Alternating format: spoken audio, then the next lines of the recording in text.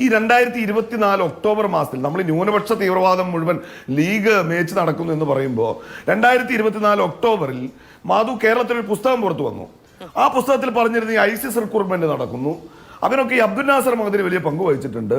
തടിയന്റെ നസീർ എന്ന് പറയുന്ന ഭീകരവാദിക്ക് പോലും പ്രചോദനമായത് അബ്ദുൽ നാസർ മഹദിനിയുടെ പ്രസംഗങ്ങളാണ്.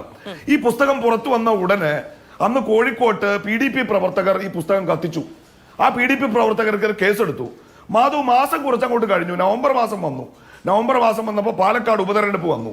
ഇതേ അബ്ദുൽ നാസർ മഹദിനിയുടെ PDP ഇടതുപക്ഷത്തിന് വോട്ട് കൊടുക്കാൻ തീരുമാനിച്ചു.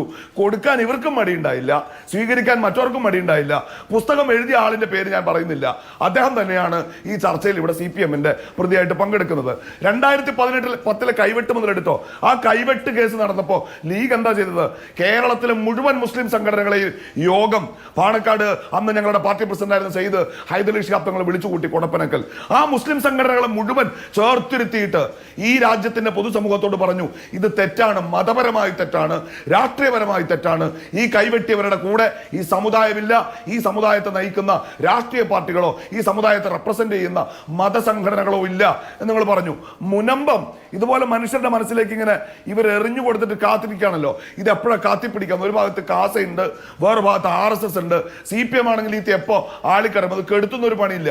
ഇവർ പരിഹസിക്കുന്ന പാണക്കാട്ട് തങ്ങൾ എന്താ ചെയ്തെന്നറിയോ? അദ്ദേഹം പാണക്കാട് നിന്ന് ഈ കൊച്ചിയിൽ വന്ന് ആ സഭാ നേതാക്കന്മാരെ കണ്ടു, അവരുടെ കൂടെ ഉണ്ട് എന്ന് പ്രഖ്യാപിച്ചു.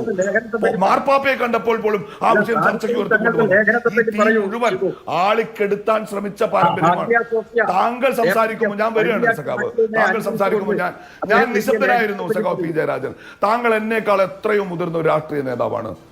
താങ്കൾ സംസാരിക്കുമ്പോൾ ഞാൻ എത്ര നിശബ്ദനായിരുന്നു. എന്നേക്കാൾ എത്രയോ മുതിർന്ന രാഷ്ട്രീയ നേതാവാണ് ഞാൻ അതിലേക്കാണ് വരുന്നത്. ഞാൻ താങ്കൾ ഉന്നയിച്ച എല്ലാ കാര്യങ്ങളിലേക്കും എനിക്ക് സമയം അനുവദിക്കുന്നത്ര ഞാൻ വരും. അപ്പൊ ഇതാണ്, ഇതിനൊക്കെ ആളിക്കെടുത്തിയ സമയത്ത് കെടുത്താൻ ശ്രമിച്ച പാരമ്പര്യമാണ് ഞങ്ങളുടേത്. എന്റെ ചോദ്യം, ഹുക്കൂമത്തെ ഇസ്ലാമി, ജമാഅത്തെ ഇസ്ലാമി അന്നും മാറ്റിയിട്ടില്ല, ഇന്നും മാറ്റിയിട്ടില്ല.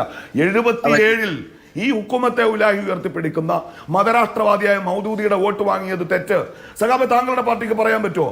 പിന്നീട് ഇങ്ങോട്ട് എത്രയോ തെരഞ്ഞെടുപ്പുകളിൽ വോട്ട് വാങ്ങി, തെറ്റ് പറയാൻ പറ്റുമോ? 2006-ൽ ഈ കേരളത്തിലെ 140 നിയോജകമണ്ഡലങ്ങളിലും ജമാഅത്ത് ഇസ്ലാമിയുടെ പിന്തുണ വാങ്ങിയാണ് നിങ്ങൾ അധികാരം പിടിച്ചത്. 2006-ൽ VS അച്യുതാനന്ദന്റെ കേരളത്തിലെ ഇടതുപക്ഷ ഗവൺമെന്റ് തെറ്റാണെന്ന് നിങ്ങൾ പറയോ? തീർന്നില്ല. 2011-ൽ കേരളത്തിലെ 127 മണ്ഡലങ്ങളിൽ ജമാഅത്ത് ഇസ്ലാമി നിങ്ങൾക്ക് വോട്ട് തന്നു, തെറ്റെന്ന് നിങ്ങൾ പറയോ? പറയില്ല. ഇത് പ്രണയപ്പകയാണ് മാധു.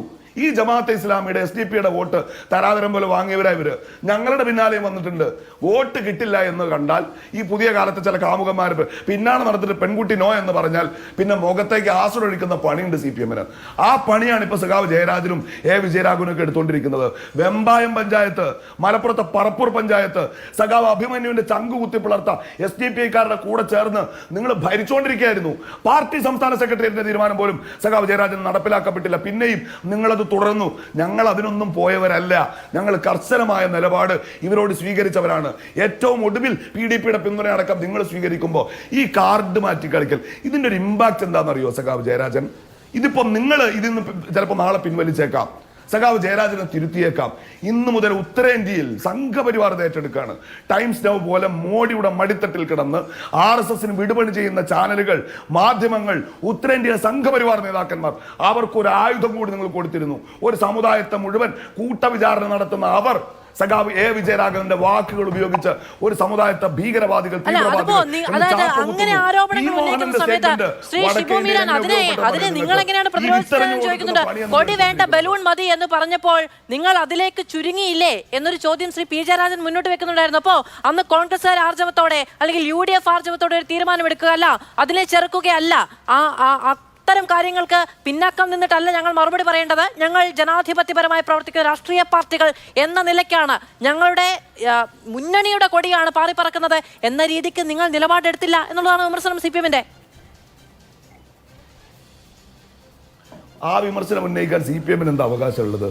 ഞങ്ങളെ സംബന്ധിച്ചിടത്തോളം വയനാട്ടിൽ കോൺഗ്രസും മുസ്ലിം ലീഗും ഒറ്റക്കെട്ടായി അത് ഒളിച്ചു വയ്ക്കാൻ കഴിയുന്ന ഒരു സഖ്യം. കൊടി ഉയർത്താത്തതുകൊണ്ട് ലീഗും കോൺഗ്രസും തമ്മിൽ സഖ്യത്തിലെന്ന് ആരെങ്കിലും വിചാരിക്കോ? അമേരിക്കയിൽ പോയില്ലേ മാധു രാഹുൽ ഗാന്ധി? അമേരിക്കയിൽ വെച്ച് അദ്ദേഹത്തോട് ചോദിച്ചില്ലേ ഈ ലീഗിനെ കുറിച്ച് നിങ്ങളുടെ അഭിപ്രായം ഒരു വർഗീയ പാർട്ടിയല്ലേ? അമേരിക്കയിൽ വെച്ച് ലോകം കേൾക്കെ രാഹുൽ ഗാന്ധി മറുപടി കൊടുത്തില്ലേ, there is nothing communal about Muslim league എന്ന്. ലോകം മുഴുവൻ കേട്ടതാണ്. ലീഗിനെ സംബന്ധിച്ച് വർഗീയമായിട്ട് ഒന്നുമില്ല, നിങ്ങൾ ആ പാർട്ടിയെ പഠിക്കാത്തത് കൊണ്ടാണ് എന്നാണ് പറഞ്ഞത്.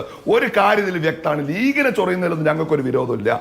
ഞങ്ങൾ ഇവരുടെ തലോടലേറ്റ് നിന്നവരല്ല, പൊരുതി നിന്നവർ തന്നെയാണ്, ഇനിയും പൊരുതി നിൽക്കും. പക്ഷെ ഈ കാർഡ് BJP ഉപയോഗിക്കുന്നത് കണ്ടിട്ട് പോലും നിങ്ങൾക്കൊരു കുറ്റബോധമില്ലെങ്കിൽ എനിക്ക് സഹതാപമാണ് ഇപ്പോൾ CPM-നോട് തോന്നുന്നത്.